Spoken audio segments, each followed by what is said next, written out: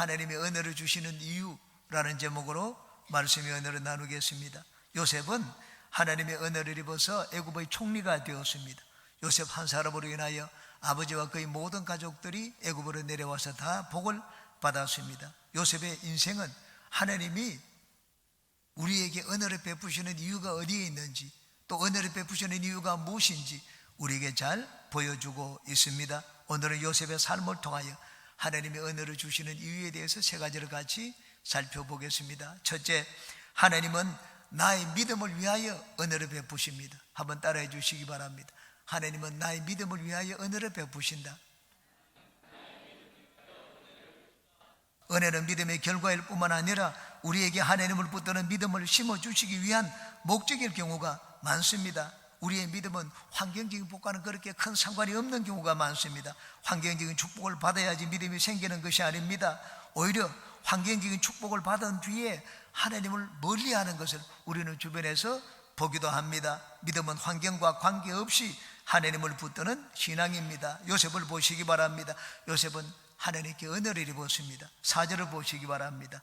요셉이 그의 주인에게 은혜를 입어 섬김에 그가 요셉을 가정 총무로 삼고 자기의 소유를 다 그의 손에 위탁하니, 요셉이 주인에게 은혜를 입었다고 했습니다. 그런데 그 결과가 어떻게 되었습니까? 종에서 풀려나지를 않았습니다. 오히려 억울한 누명을 쓰고 감옥에 들어가게 되었습니다. 하나님이 우리에게 은혜를 주시는 것은 하나님만 붙들라고, 믿음을 가지라고 은혜를 베푸시는 것입니다. 왜 하나님만 더 힘차게 붙들게 만드십니까? 환경적으로 더 좋아지기 때문이 아니라 오히려 더 어려워지기 때문입니다. 그러므로 하나님이 우리에게 은혜를 베푸시는 것은 환경에 흔들리지 않는 믿음을 주시기 위해서입니다. 요셉은 하나님께 은혜를 받았습니다. 그러므로 요셉은 어디서든지 환경과는 무관하게 하나님을 힘차게 붙들었습니다. 옥중에 있을 때 하나님과 요셉과의 관계를 설명하는 구절을 보시기 바랍니다. 20절 21절입니다.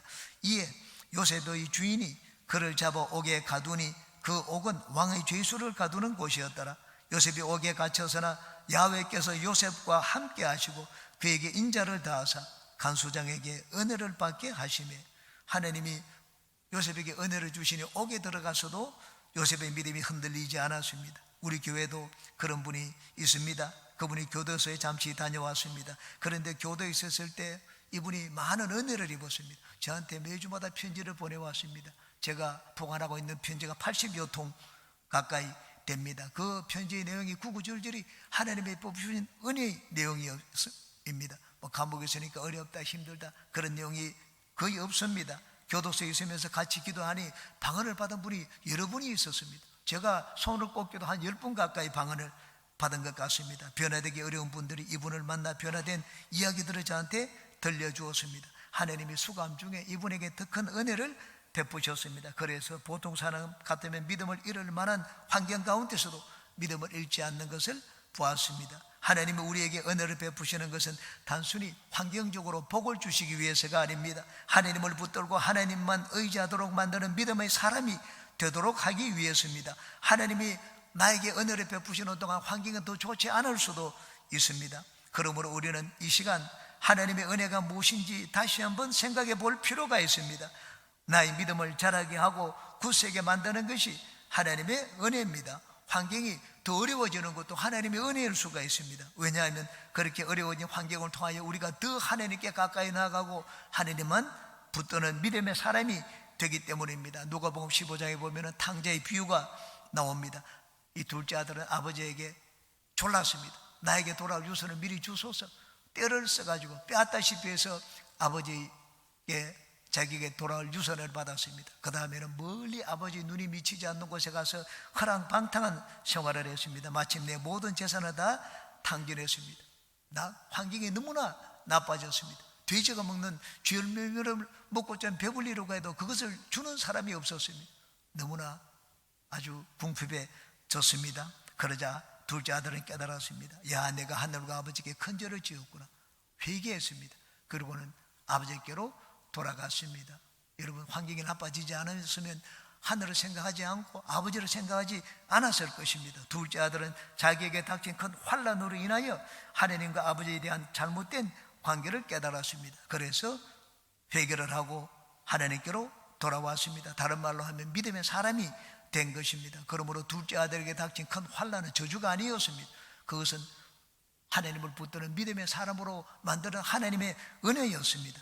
우리가 나에게 일어나는 모든 일들을 통하여 하나님을 더 생각하고 하나님을 붙드는 믿음의 사람이 된다면 나에게 일어나는 모든 것이 하나님의 은혜입니다. 그렇지 않고 좋은 일이든지 좋지 않은 일이든지 간에 나에게 일어나는 일들을 통하여 하나님과 멀어진다면 나에게 일어나는 모든 일은 나에게 저주가 되는 것입니다. 우리는 나에게 일어나는 모든 일상이 하나님의 은혜입니다라는 그런 찬송을 알고 또한 부릅니다. 내가 숨쉬고 있는 것을 통하여 하나님을 생각한다면 숨쉬는 것이 하나님의 은혜입니다. 자연에 일어나는 모든 일상적인 것들을 통하여 하나님을 생각하고 하나님께 감사한다면 자연의 일상이 하나님의 은혜가 됩니다. 우리가 신앙생활을 하면서 하나님은 우리에게 여러 가지 은혜를 베푸십니다. 환상을 보는 은혜도 베풀고 병을 고치시는 은혜도 베풀고 물질의 복도 주시는 은혜를 베풀고 성령의 충만함을 주시는 은혜도 베풀고 우리 마음의 꿈과 소원을 들어주시는 그런 은혜를 베풀어 주십니다. 그런데 중요한 것은 그런 은혜에 대한 해석과 반응입니다. 하나님이 왜 나에게 그런 은혜를 베풀어 주십니까? 하나님을 의지하고 하나님께 감사하는 믿음의 사람이 되라고 그렇게 하시는 것입니다. 그런 은혜를 받은 뒤 마치 내가 대단한 사람이 되어서 그런 은혜를 입구나 하는 그런 생각을 가지게 되면 이제 나는 교만한 사람이 됩니다. 하나님과 가까워지는 것이 아니라 하나님과 더 멀어집니다. 그러면 하나님이 나에게 은혜를 주신 이유를 내가 올바로 깨닫지 못하는 것입니다. 만약 하나님의 은혜를 받고도 내가 교만해지거나 하나님과 멀어진다면 나는 하나님의 은혜를 헛되이 하고 마는 것입니다. 하나님의 은혜를 알고 체험한 여러분들은 더욱더 하나님과 가까워지는 믿음의 사람들이 되시기를 주님의 이름으로 축원합니다. 두 번째, 하나님은 하나님의 뜻을 이루기 위하여 나에게 은혜를 주십니다. 한번 따라 하시기 바랍니다. 하나님은 하나님의 뜻을 이루기 위해서 나에게 은혜를 주신다. 하나님의 은혜는 나를 위한 것만이 아닙니다. 궁극적으로 따지고 보면 하나님의 은혜는 하나님 당신을 위한 것입니다. 하나님은 하나님을 위하여 우리에게 은혜를 베푸십니다. 하나님의 뜻을 이루기 위하여 나에게 은혜를 베풀어 주십니다. 우리는 내가 믿음이 좋아서 하나님께서 은혜를 베풀어 주신다고 생각해서는 안 됩니다. 물론 우리가 하나님께 은혜를 받기 위해서는 믿음을 가져야 됩니다. 믿음으로 나아가야 됩니다. 그렇지만 하나님의 은혜를 주셨다고 해서 내가 대단한 믿음의 사람이라고 생각해서는 안 됩니다. 하나님은 일체의 은혜를 나에게 베푸십니다. 그것은 전부 주님의 뜻을 이루기 위한 것입니다. 요셉의 삶을 보시기 바랍니다. 하나님이 요셉에게 자신을 형들보다 높여주시는 꿈을 보여주었습니다. 요셉은 하나님 앞에 꿈과 계시의 은혜를 입었습니다. 그것은 형들보다 믿음이 좋았기 때문이 아닙니다. 그런 꿈을 꾼 것은 하나님의 은혜였습니다. 꿈꾸고 난 다음에 요셉의 태도를 보십시오. 형들에게 막 자랑하고 의실이었습니다.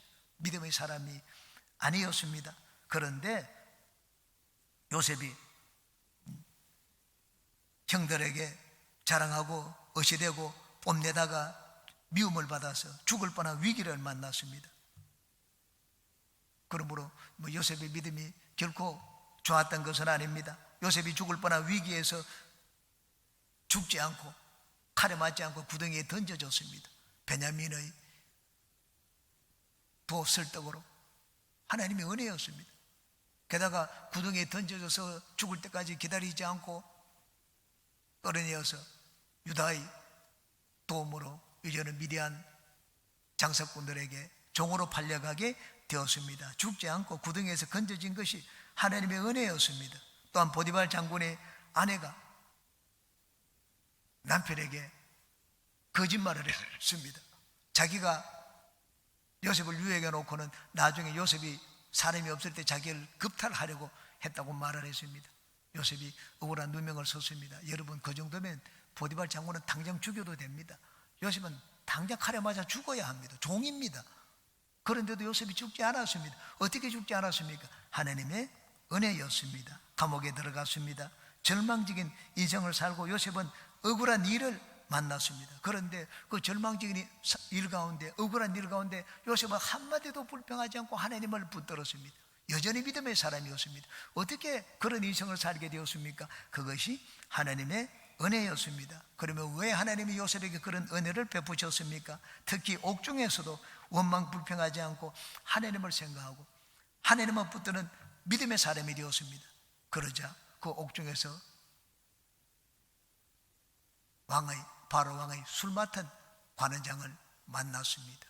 술 맡은 관원장이 요셉이 믿음이 있는 사람이라는 것을 알았습니다. 나가서 2년 뒤에 바로 왕이 꿈을 꿨을 때 요셉을 추천했습니다. 이런 사람을 봤는데 나는 이만큼 뛰어난 꿈을 잘 해석하는 자를 보지 못했다고 했습니다. 그러므로 요셉이 감옥에 들어간 것도 하나님의 은혜고 감옥에서 믿음의 사람이 된 것도 하나님의 은혜였습니다. 이 모든 은혜는 하나님의 뜻을 이루기 위한 것이었습니다. 물론 우리가 하나님의 은혜를 입으면 믿음의 사람이 됩니다. 그런데 그때 우리가 바라보아야 될 것은 내 자신이 아닙니다. 사람을 바라볼 것이 아니라 하나님을 바라보아야 됩니다. 저는 하나님께 부름받기 전날 밤새도록 제 누나와 함께 신앙 논쟁을 했습니다. 저는 기독교와 교회를 싸잡아 비판을 했습니다. 그런데 다음날 버스 안에서 성령님의 방문을 받았습니다. 예수님을 버스 안에서 내 구주로 모셔드리게 되었습니다. 특별한 하나님의 은혜였습니다. 저는 그런 체험을 할 때 이런 신비한 체험을 한 자가 어디 있겠는가? 제가 아주 대단한 자가 된 것처럼 생각을 했습니다. 그런데 예수님을 믿는데 열심을 내었습니다. 아무리 봐도 내만큼 열심을 내는 자가 없었습니다. 진짜 나는 대단한 사람인 것처럼 여겼습니다. 그런데 나중에 하나님이 저를 주의 종으로 부르셨습니다. 주의 종이 되고 난 다음에 이 모든 수수께끼가 풀렸습니다. 하나님이 왜 나에게 그런 은혜를 베푸셨는지 제가 깨닫게 되었습니다. 저를 하나님의 종으로 부르기 위해서 하나님이 저에게 거역할 수 없는 은혜를 베푸셨다는 것을 깨닫게 되었습니다. 우리는 하나님께 은혜를 입을 때 나를 생각하는 것을 넘어서서 하나님을 바라보고 하나님을 생각할 줄 알아야 됩니다. 하나님의 은혜를 입을 때 내 자신을 바라보게 되면, 내 눈이 나를 바라보게 되면 나는 교만해지게 됩니다. 내가 대단한 무엇이 된 것처럼 느낍니다. 그런데 나의 눈을 하나님께 맞추고 하나님께 자꾸 생각하면 나에게 은혜를 베푸신 이유가 하나님이라는 것을 알게 됩니다. 하나님이 나에게 일체의 은혜를 베푸시는 이유는 하나님의 뜻을 이루기 위해서입니다. 하나님은 당신의 뜻을 이루기 위해서 나에게 은혜를 베푸셨습니다. 여러분, 사도 바울이 쓰는 그 편지의 모든 서문의 1장 1절은 이렇게 되어 있습니다. 고린도전서 1장 1절입니다. 하나님의 뜻을 따라 그리스도 예수의 사도로 부르심을 입은 바울과 형제 소수대네는, 에베소서 1장 1절입니다. 하나님의 뜻으로 말미암아 그리스도 예수의 사도된 바울은 에베소에 있는 성도들과 그리스도 예수 안에 신실한 자들에게 편지하노니, 골로새서입니다. 하나님의 뜻으로 말미암아 그리스도 예수의 사도된 바울과 형제 디모데는, 디모데후서 1장 1절입니다. 하나님의 뜻으로 말미암아 그리스도 예수 안에 있는 생명의 약속대로 그리스도 예수의 사도된 바울은 100번 주고 마땅한 자기가 어떻게 이 놀라운 은혜를 입어서 그리스도의 사도가 되었습니까? 대답을 했습니다. 하나님의 뜻이라고 했습니다. 하나님의 뜻을 이루기 위하여 자기가 하나님께 은혜를 입어 그리스도 예수의 사도가 되었다고 했습니다. 바울 사도는 자기에게 이 놀라운, 이 어마어마한 은혜를 주신 이유가 무엇인지, 어디에 있는지를 잘 깨달았습니다. 그것은 하나님의 뜻을 이루기 위함이라는 것을 알았습니다. 그러므로 우리는 하나님의 은혜를 입을 때 내가 대단한 무엇이 된 것처럼 생각해서는 안 됩니다. 그러면 사람이 교만해집니다. 하나님과 멀어집니다. 하나님은 우리에게 모든 은혜를 베푸시되 나를 위해서가 아니라 하나님을 위하여 은혜를 베푸십니다. 요셉이 아버지 야곱이 죽고 난 다음에 이 형들이 거짓 유언장을 가지고 요셉에게 내밀었습니다. 아버지가 살아계실 때 아버지가 이렇게 하라고 했다. 거짓말이었습니다. 그 말을 듣자 요셉은 형들에게 이렇게 대답을 했습니다. 창세기 50장 20절입니다. 당신들은 나를 헤아려 하였으나 하나님은 그것을 선으로 바꾸사 오늘과 같이 많은 백성의 생명을 구원하게 하시려 하셨나니, 하나님이 자기에게 이런 놀라운 은혜를 베푸신 이유가 어디 있는지 형들에게 말해 주었습니다. 그것은 많은 백성을 살리기 위함이었다고 말을 했습니다. 그것이 바로 하나님의 뜻입니다. 그뿐만이 아닙니다. 하나님이 왜 나에게 이런 은혜를 베푸셨는가? 이미 하나님이 아브라함에게 베푸신 그 약속하신 그 약속을 이루기 위함이라고 말을 해 주었습니다. 뒤에 24절 25절입니다. 요셉이 그 형제들에게 이르되 나는 죽을 것이나 하나님이 당신들을 돌보시고 당신들을 이 땅에서 인도하여 내사 아브라함과 이삭과 야곱에게 맹세하신 땅에 이르게 하시리라 하고, 요셉이 또 이스라엘 자손에게 맹세시켜 이르기를 하나님이 반드시 당신들을 돌보시리니 당신들은 여기서 내 해골을 메고 올라가겠다 하라 하였더라. 요셉은 자기가 애굽에 내려와서 총리가 되고 또 지금까지 살게 된 그 이유를 분명하게 얘기해 주었습니다. 아브라함에게 맹세한 하나님의 약속을 이루기 위해서라고 했습니다. 당신들은 여기서 큰 민족을 이룰 것이라고 했습니다. 그리고 때가 되면 가나안 땅으로 들어갈 것입니다. 왜? 하나님이 아브라함에게 약속을 하셨기 때문에 자기는 그것을 믿는다고 했습니다. 그러니 나의 유고를 그때 당신들이 갈 때 같이 가져가 달라고 얘기를 했습니다.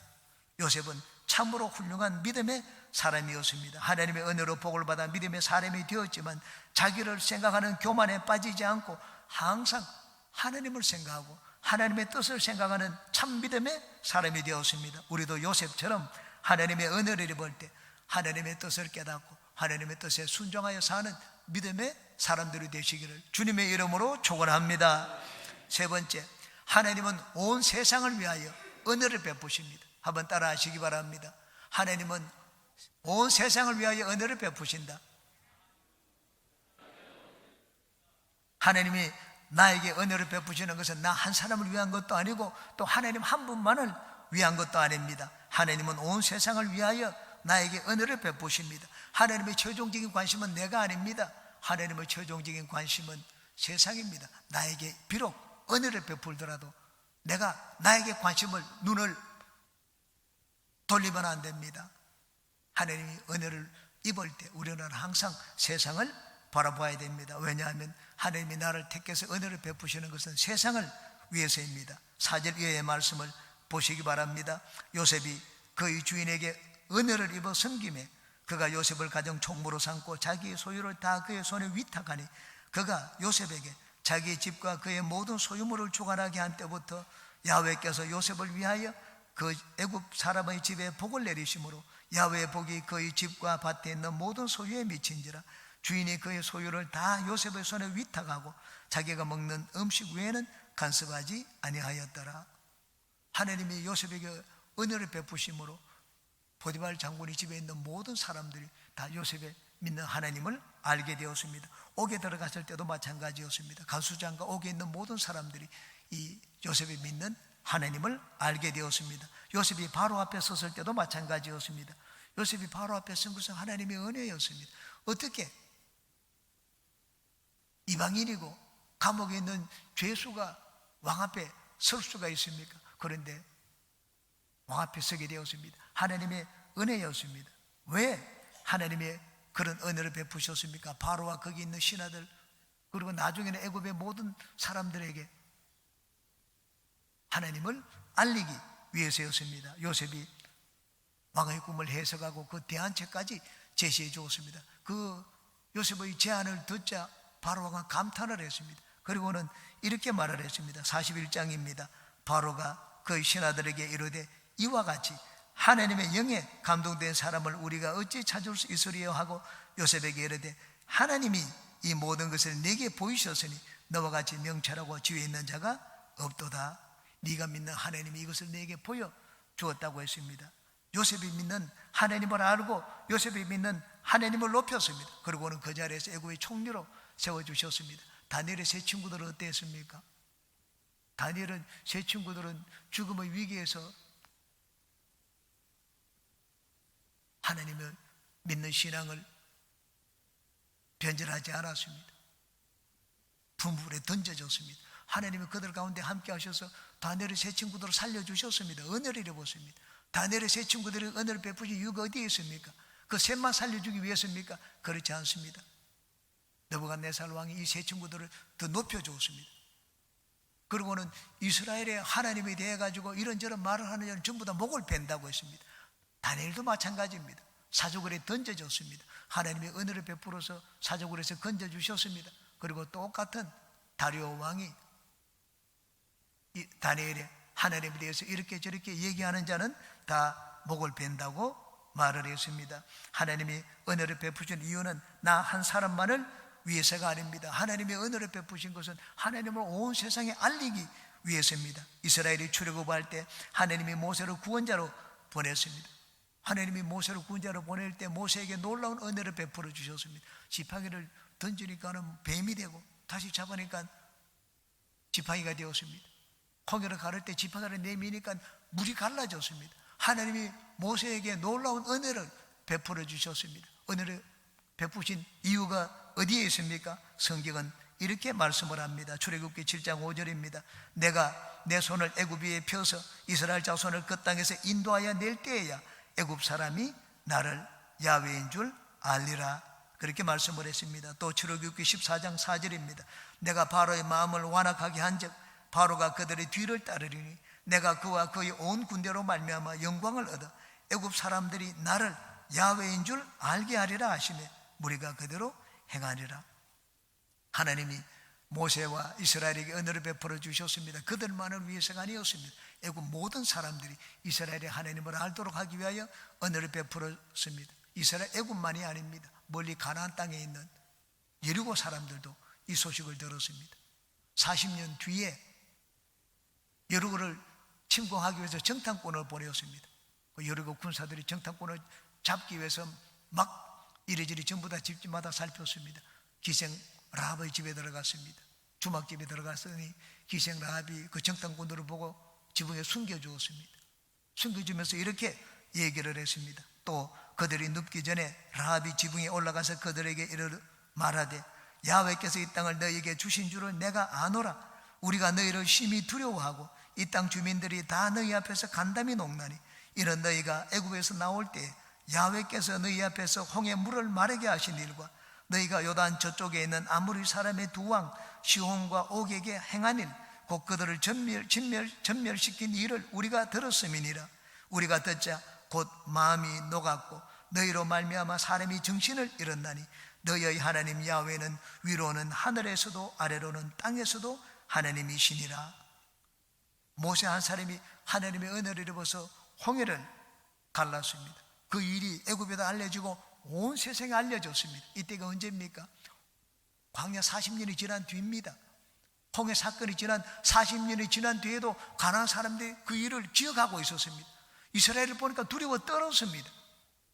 하나님이 모세에게 은혜를 베풀어 주셨습니다. 애굽 전역이 이스라엘의 하나님을 알게 되고 가나안 땅에 있는 사람이 40년이 지났는데도 이스라엘의 하나님을 기억하고 두려워 떨게 되었습니다. 그러므로 하나님의 은혜는 내 한 사람에게만 그치는 것이 아닙니다. 하나님의 은혜는 온 세상을 위한 것입니다. 하나님이 나에게 은혜를 베푸시는 것은 그것을 통하여 하나님을 온 세상에 전하고 나타내라고 그렇게 하시는 것입니다. 하나님은 여러분에게 은혜를 베푸십니다.